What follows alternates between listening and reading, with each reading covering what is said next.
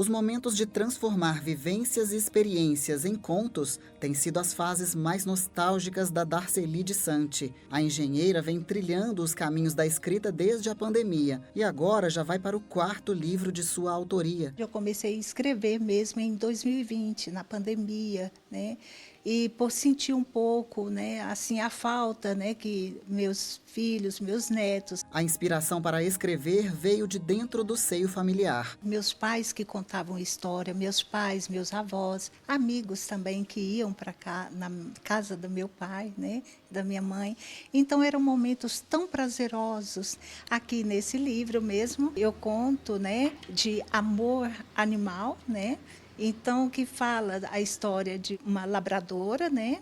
Chamada Laika, é real, né? Ela existe. E meu netinho Gabriel. Para a escritora, viver estes tantos momentos especiais em família foi o impulso para inspirar outras pessoas a terem também essas pequenas, grandes alegrias. Aquele prazer, aquele momento mágico que eu vivenciei junto com meus irmãos, então eu quero estender para outras famílias. De tão prazeroso que era com momentos assim que fantásticos, né? Então eu quis e quero deixar realmente para que outras pessoas, outras famílias se inspirem nisso também. Contos Dourados foi o primeiro livro lançado e com a boa aceitação virá agora uma nova edição, bem mais encorpada. A obra busca resgatar não somente o hábito de contar histórias, mas um processo afetivo que une a família num momento de contar causos do passado, um deleite para a alma. Aquele momento para você contar a história, você tem, como se diz, ser exclusivo para aquele momento, aquele deixar a imaginação, né, fluir. Os livros Contos Dourados, volume 1 que já foi lançado e o 2 que está quentinho saindo do forno, retratam bem aquela época não muito distante em que as famílias se reuniam para contar histórias para os filhos, para os netos. Quem viveu esses momentos sabe o quanto eles eram bons. Mas muitas coisas foram surgindo como distração e esse costume dessa relação interpessoal tão saudável acabou se perdendo com o tempo. Antes, sentar ao redor de uma mesa farta rendia horas de conversa.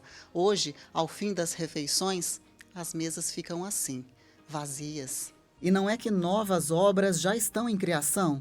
O 3º livro, intitulado Aves do Mal, conta uma tragédia familiar. Os personagens principais são 2 avezinhas, que inocentemente são convencidas por aves do mal a abandonar o ninho familiar para ir atrás de uma ilusão.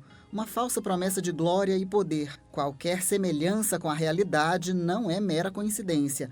Representa a fragilidade de famílias reais, destruídas por tramas ardilosas de pessoas para corromper o convívio familiar. Ele é um livro dramático, mas de fatos que aconteceram. Embora eu use uma figura, né, de mais assim, de um pouco ficção, mas levando em conta a parte dramática e sombria, né? Triste, digamos assim, de personagens que entram no livro, né? Que destrói famílias, né?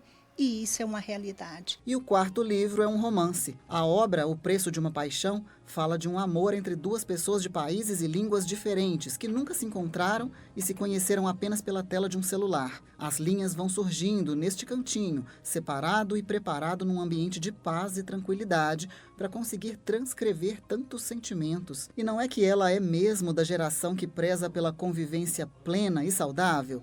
Nesta rede, ela se deita com os netos para contar histórias e eles esperam ansiosos por este momento. Isso aconteceu com meus filhos e depois com meus netos. Eu falei, então as histórias são boas, porque meus filhos gostaram, meus netos gostaram e depois pessoas que eu nunca vi, que nunca encontrei e gostaram também, que me mandaram, né, esse feedback.